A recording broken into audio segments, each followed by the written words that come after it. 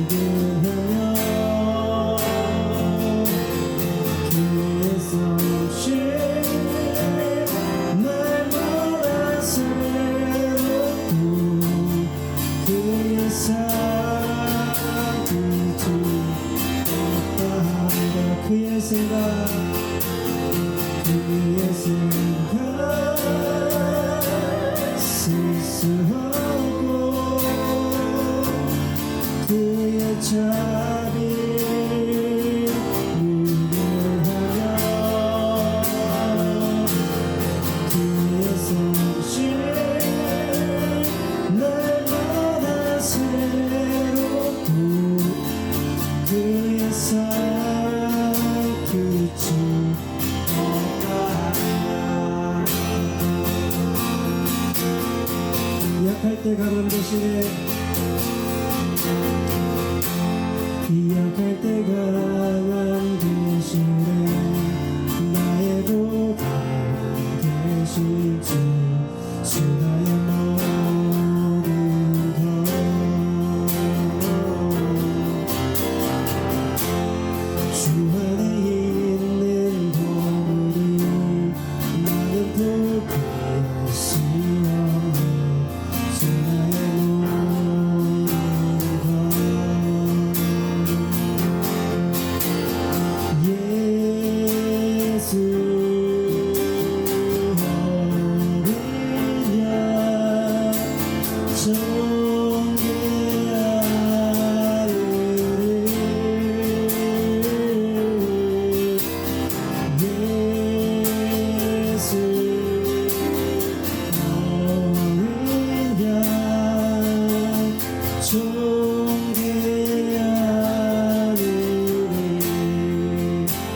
십자가 제사 하셨네.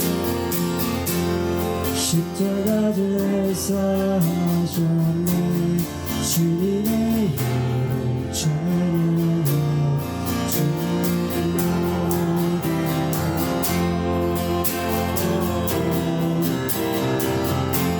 쓰러진 나를 세우고 나의 벤처를 채우네.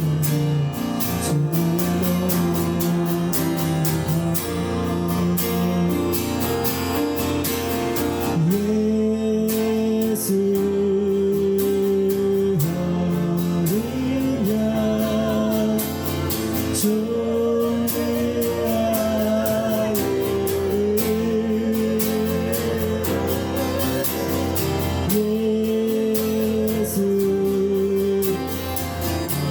어린 양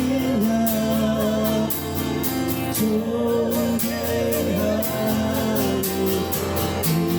예수 어린 양 어린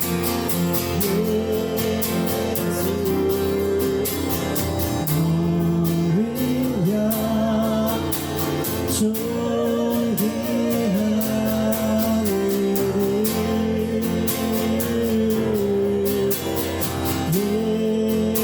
예수 어린 양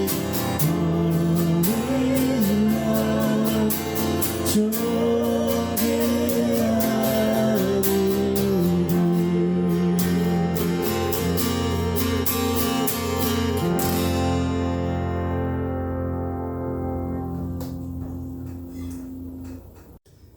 기도하시겠습니다.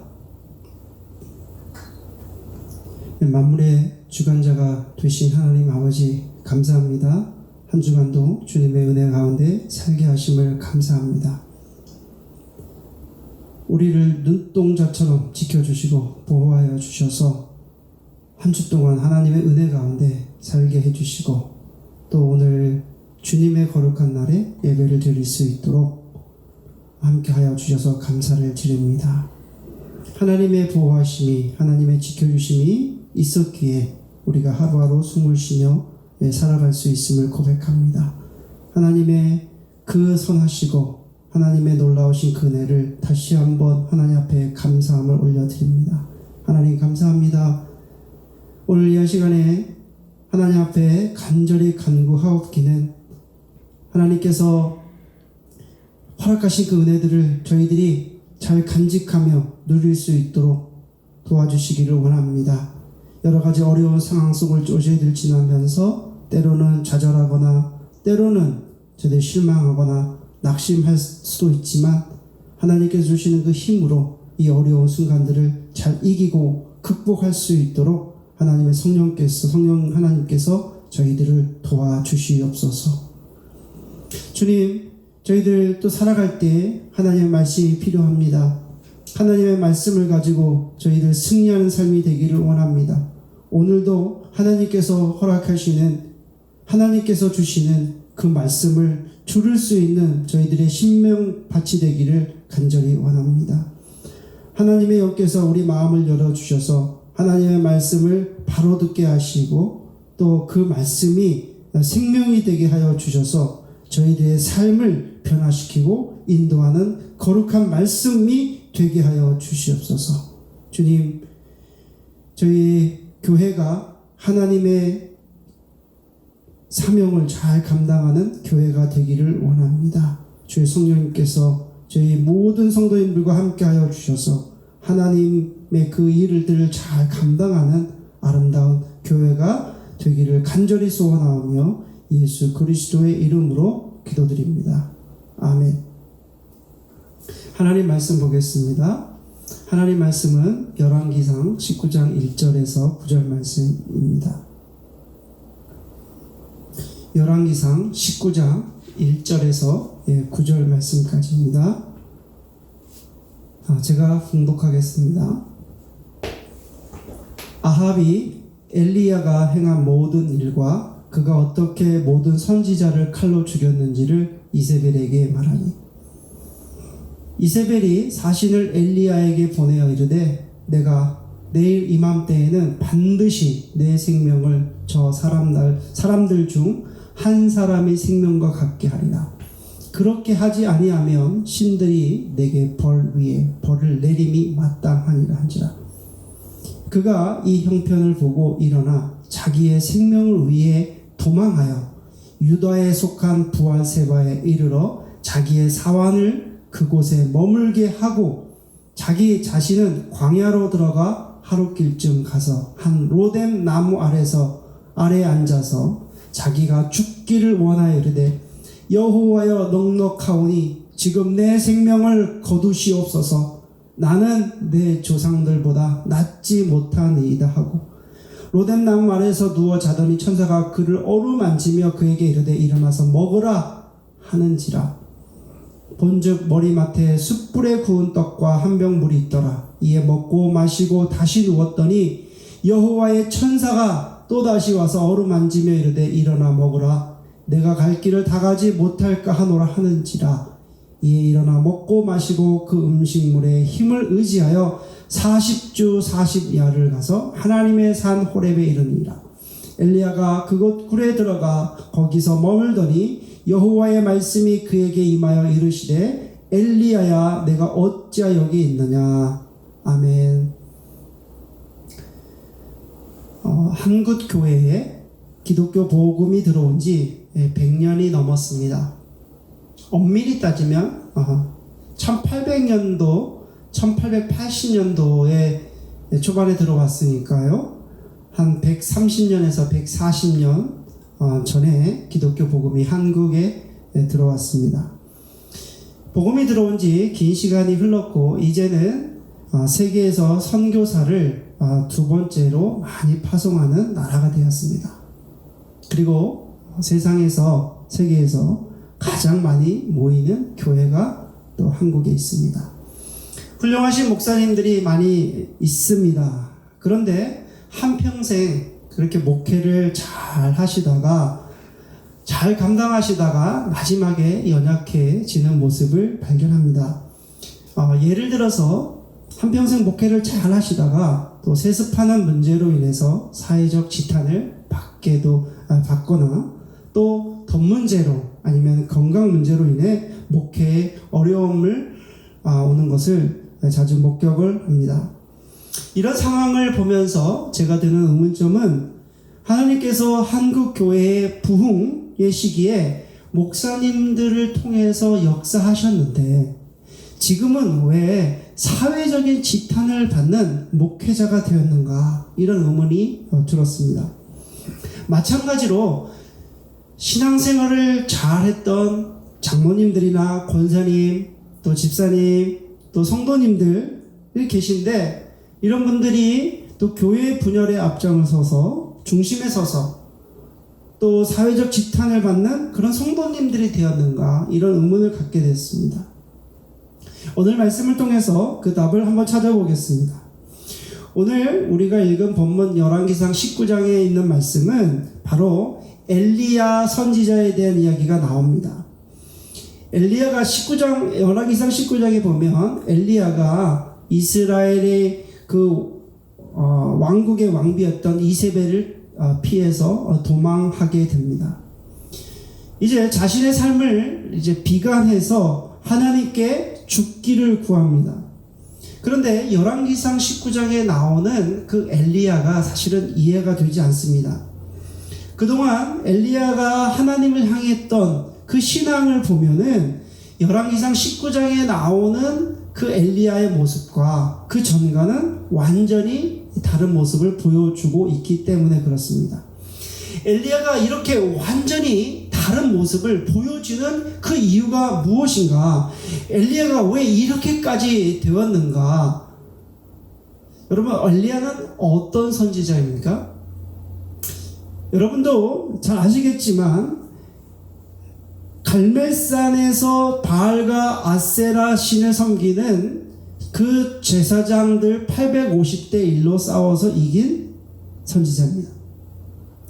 정치, 경제, 또 종교가 완전히 황폐했던 그 시기에 아하방이 그 당시에 왕이었는데 그 아하방이 그 시돈의 딸 이세벨과 결혼하게 되고 이세벨은 자기가 믿던 신을 가지고 옵니다. 그리고 이스라엘 전역에다가 신당을 짓고 거기에 숭배하게 됩니다. 이스라엘 백성을 갈멜산에 모이게 한 후 이제 갈멜산의 제단을 만들어서 대결을 하게 됩니다. 바알과 아세라 신을 섬기는 제사장들과의 대결인데 바로 이 엘리야 선지자가 아합 왕에게 찾아가서 바로 대결을 신청을 하게 됩니다. 대결 방법은 각자 만든 그 제단에다가 불이 내려오면 승리하게 되는 건데 그 각자 만든 그 제단은 송아지를 잡아서 각을 뜨고 바로 나무 위에 매달아 놓습니다. 그리고 불이 내려오면 승리하는 그 대결 방법이었습니다. 바알 신이 참신인가 아니면 여호와 하나님이 참신인가, 그 대결 방법이었습니다. 바알의 제사장들은 아침부터 시작해서 정오까지 있는 힘을 다해서 정성을 들여서 자신의 신을 부릅니다. 자신의 신을 부르며 바로 이 제단에 불을 내려달라고 바로 기도하지만 바알 신은 그 제단에 불을 내리지 않습니다. 그리고 이제 저녁 소재까지 아무리 하지만 저녁 소재 전까지 하지만 바알 신을 믿는 제사장들이 열심히 최선을 다해서 기도를 해보지만은 그 제단에 불이 내려오지 않습니다. 이제 아무런 응답이 없자 이제 엘리야가 열왕기상 18장 30절에 보면은 이렇게 기록되어 있습니다. 무너진 제단을 수축을 하고 그 다음에 제단 주위에 도랑을 만들게 됩니다. 그리고 송아지의 각을 떠서 이제 그 나무 위에 넣고 그 다음에 그 위에 통 넷에다가 물을 받아서 붓는데 그것을 3번씩 하게 합니다. 그리고 여호와 하나님께 기도합니다. 어떻게 기도하냐면 열왕기상 18장 36절부터 38절 말씀을 제가 읽겠습니다. 저녁 소재 드릴 때에 이르러 선지자 엘리야가 나아가서 말하되 아브라함과 이삭과 이스라엘의 하나님 여호와여, 주께서 이스라엘 중에서 하나님이신 것과 내가 주의 종인 것과 내가 주의 말씀대로 이 모든 일을 행하는 것을 오늘 알게 하옵소서. 여호와여, 내게 응답하소서. 내게 응답하소서. 이 백성에게 주 여호와는 하나님이신 것과 주는 그들의 마음을 되돌이키심을 알게 하옵소서 하매, 이에 여호와의 불이 내려서 번제물과 나무와 돌과 흙을 태우고 또 도랑의 물을 핥는지라. 하나님께서 응답하셔서 바로 엘리야가 세운 그 제단에 불을 내려주십니다. 엘리야가 승리했죠. 엘리야가 승리했습니다. 엘리야는 이제 불의 선지자였습니다. 여러분 열왕기상 17장 1절의 말씀에 보면은 또 이런 일이 있습니다. 길르앗에 우거하는 자 중에 디셋 사람 엘리야가 아합에게 말하되 내가 섬기는 이스라엘 하나님 여호와께서 살아계심을 두고 맹세하오니 내 말이 없으면 수년 동안 비도 이슬도 있지 아니하니라 한지라. 엘리야가 이렇게 이야기를 하자 바로 3년 6개월 동안 이스라엘 땅에 비가 내리지 않습니다. 엘리야가 이런 선지자였어요. 또 시돈에 있는 사르밧 과부는 통에 가루 한 움큼과 병의 기름 조금밖에 없는 이 과부였습니다. 이런 상황에 있던 이 과부에게 엘리야는 자신에게 그 음식을 해달라고 부탁을 합니다. 그리고 그 음식을 먹고 이제 사르밧 과부에게 선포하는 장면이 나옵니다. 그 열왕기상 17장 14절 말씀인데 이스라엘의 하나님 여호와의 말씀이 나 여호와가 비를 지면에 내리는 날까지 그 통의 가루가 떨어지지 아니하고 그 병의 기름이 없어지지 아니하리라 하셨느니라.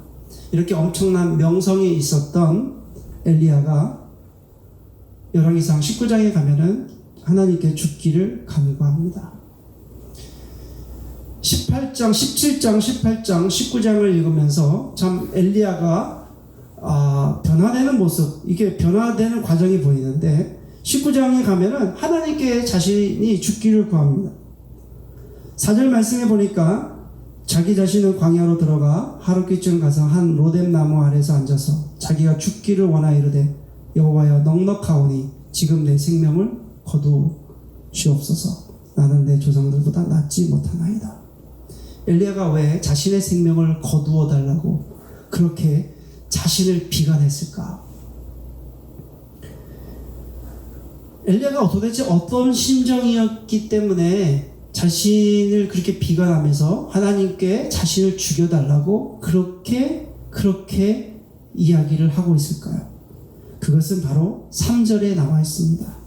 3절에 보면 그가 이 형편을 보고 일어나 자기의 생명을 위해 도망하여 유다에 속한 부엘세바에 이르러 자기의 사환을 그곳에 머물게 하고, 3절에 보면 엘리야가 한순간에 무너진 그 이유가 나옵니다. 엘리야가 한순간에 그 무너진 그 이유는 그가 이 형편을 보고, 엘리야가 본 형편은 뭐냐면 지금 이스라엘의 형편을 보게 된 것입니다. 그 이스라엘의 형편이 어떤 형편이었냐면은 지금 현재 아합 왕이 나라를 다스리고 있지만 바로 아합 왕 위에 있던 인물이 바로 이세벨이라고 하는 왕비였어요. 이세벨은 자신이 섬기는 신이 있었고 자신이 섬기는 신의 제사장들이 죽었다는 그 이야기를 소식을 듣고 이제 너무 화가 나서 엘리야를 죽이려고 합니다. 근데 뭐라고 이야기냐면 2절에 보면 이렇게 얘기합니다. 이세벨이 사신을 엘리야에게 보내 이르되 내가 내일 이맘때에는 반드시 내 생명을 저 사람들 중 한 사람의 생명과 같게 하리라.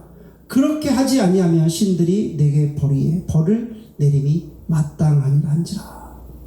지금 이세벨이 사신을 보내서 내가 너를 죽이겠다, 그런 이야기입니다. 지금 이 이야기를 직접 한 것도 아니고 사신을 보내서 이야기합니다. 이세벨이 사신을 통해서 죽이겠다고 하는 그 이야기를 듣고 엘리야가 지금 도망을 치는 것입니다. 지금까지 엘리야의 상황과 완전히 다른 상황입니다. 엄청나게 다른 상황입니다. 지금까지 엘리야는 사람의 형편을 본 그런 선지자가 아니었습니다. 지금까지 엘리야는 17장, 18장을 읽어보면 지금까지 엘리야는 어떻게 임하냐면 바로 여호와의 말씀이 임하여 가라사대, 즉 하나님의 말씀이 움직일 때만, 하나님의 말씀이 임할 때만 움직였던 선지자였습니다. 길앗에 있다가 아합 왕에게 가서 바로 간 것도 여호와의 말씀에 순종한 거고, 또 그릿 시내가에 머물 때도 하나님 말씀에 순종한 거고, 사르밧 가부에게 갈 때도 여호와의 말씀이 임하여서 가게 된 것이고, 갈멜산에서 850대 1로 대결할 때도 모두 하나님의 형편을 살피게 된 것입니다. 그래서 하나님의 형편을 살피고 하나님의 말씀에 순종했던 엘리야였습니다. 그런데 지금은 이세벨을 피해서 지금 도망하는 도망자의 신세가 되었고요. 그리고 로뎀나무 아래서 죽기를 구하는 그런 선지자였고, 또 내가 선지자의 역할을 못했다고 자책하는 그런 선지자가 되었습니다. 엘리야가 이렇게 된 이유가 도대체 무엇인가? 왜 이렇게 되었을까요? 엘리야가 왜 이렇게 되었는가? 곰곰이 제가 이 말씀을 데일리 말씀을 통해서 묵상을 하면서 왜 이렇게 됐을까? 그 이유는 바로 헛발을 디뎠기 때문에 그렇습니다. 헛발을 디뎠기 때문에 그렇다. 헛발이라고 하는 것은 굉장히 위험합니다. 여러분들이 만약에 계단을 내려가는데 만약에 여러분들이 생각했던 그 계단의 높이하고 다르면 헛발을 딛게 되면 아주 큰 위험에 처하게 됩니다.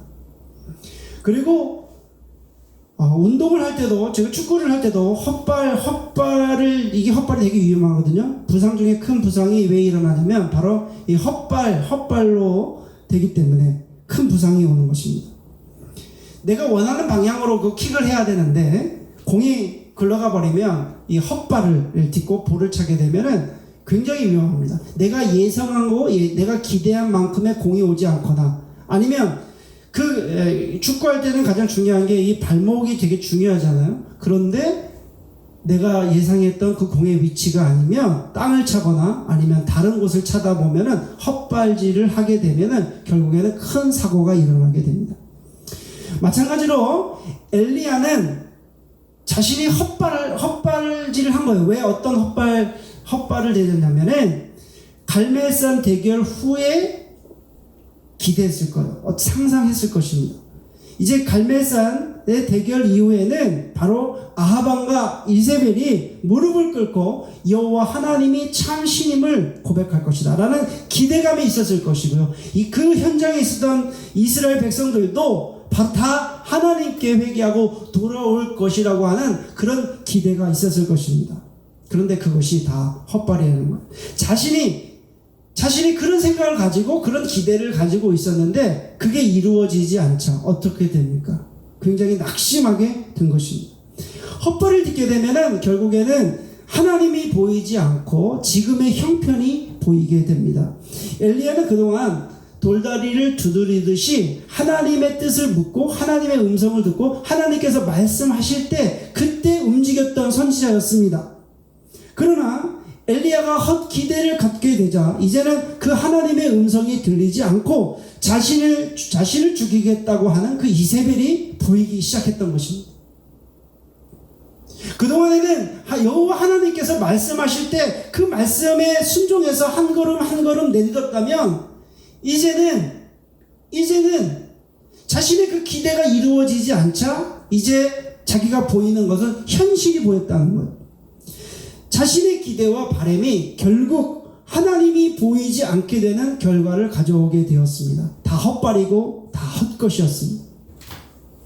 오늘 말씀을 통해서 한국교회에 부흥과 성장에 쓰임받던 많은 목회자들과 많은 성도님들, 권사님들, 장로님들, 집사님들 이런 분들이 왜 마지막에 넘어지는가? 수많은 분들이 왜 넘어지고 있는가? 그것은 바로 헛발을 디뎠기 때문에 그렇습니다. 어떤 헛발일까요? 참 여러 가지 이야기가 있지만 여러분 그 당시에 교회가 부흥하고 성장하니까 교회를 좀 크게 지어서 많은 사람들이 모여서 좋은 프로그램을 만들면 좋겠다 이렇게 생각한 것입니다. 그래서 교회를 크게 지려고 하니까 재정이 부족하니까 또 재정이 부족하면 재정에 또 은행의 대출을 받습니다.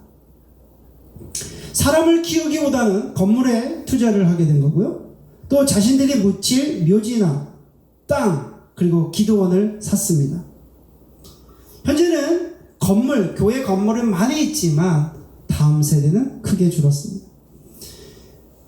헛발을 딛고 넘어지면 하나님이 보이지 않고 형편이 보이게 됩니다.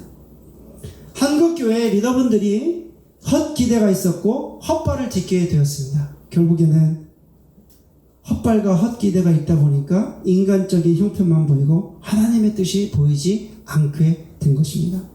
하나님의 뜻과 상관없는 나의 기대는 하나님이 보이지 않고 지금 형편만 보이게 되는 것입니다.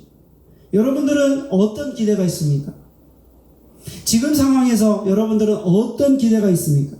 이 세상에서 돈 많이 벌고 또 잘 살고 어느 정도 유지하면서 그런 살고 싶은 그런 기대가 있습니까?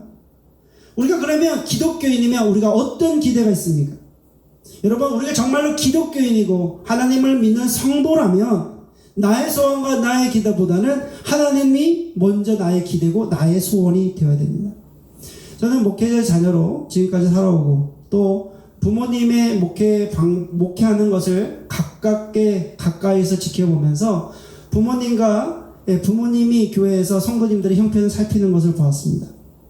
그리고 저도 목회자가 되어서 여전히 성도님들의 형편을 살피는 것, 그것을 목회의 미덕으로 생각해 왔습니다. 또한 사회적 형편을 보고 경제적 형편을 보고 또 관계적 형편을 통해서 나름대로 기준을 세워서 말을 조심해 왔습니다. 그런데 오늘 말씀 속에서 깨닫는 것은 내가 이런 모든 형편을 보면 안 된다. 그런 것이 아니라 그런 형편을 보기 전에 하나님의 뜻을 먼저 구해야 됨을 깨닫습니다. 하나님을 보기 전에 하나님의 뜻을 알기 전에 형편을 먼저 보게 된다면 그것은 내 기대가 되고 내 소원이 되고 내 바람이 되어서 하나님의 뜻이 전혀 보이지 않게 됨을 깨닫습니다. 엘리야가 아합 왕에게 당차게 나아가서 대결을 신청한 것도 하나님의 뜻이 있었기 때문에 아합 왕에게 담대히 나아갔던 것입니다. 갈멜산의 그 대결도 하나님께서 말씀하셨기 때문에 그 대결을 펼친 것입니다.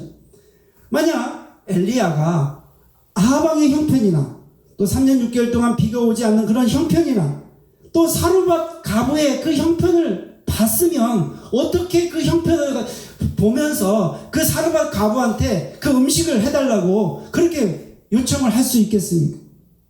850대 1로 과연 싸워서 이길 수가 있습니까?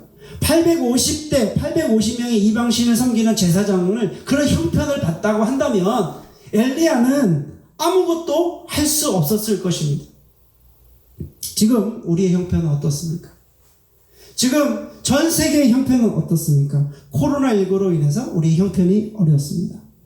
경제도 어렵고 관계도 어렵고 다 어렵습니다.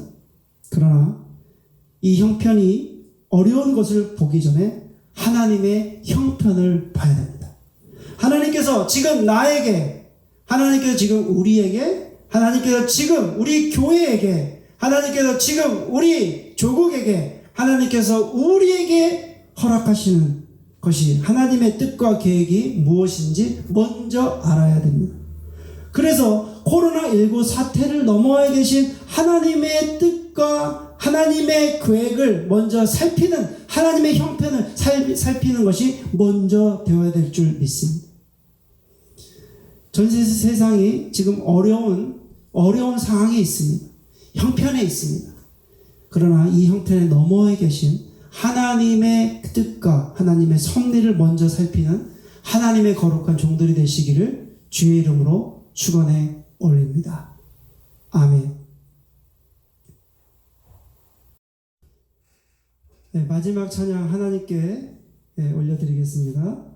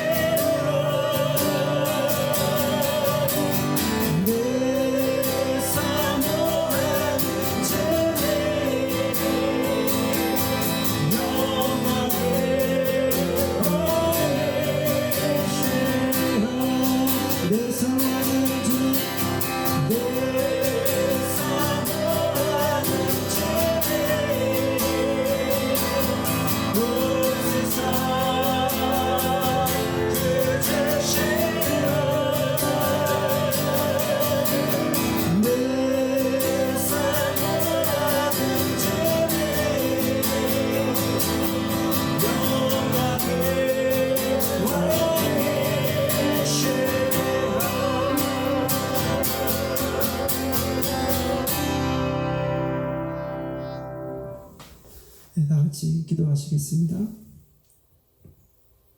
지금은 우리 주 예수 그리스도의 은혜와 우리 아버지 하나님의 그 크신 사랑과 성령 하나님의 감동과 교제 교통하심이 오늘 이 한 시간에 하나님께 예배를 드리는 모든 성도님들 머리 위에 삶 속에 지금부터 영원히 거하시기를 주 예수 그리스도의 이름으로 축원하옵나이다. 아멘.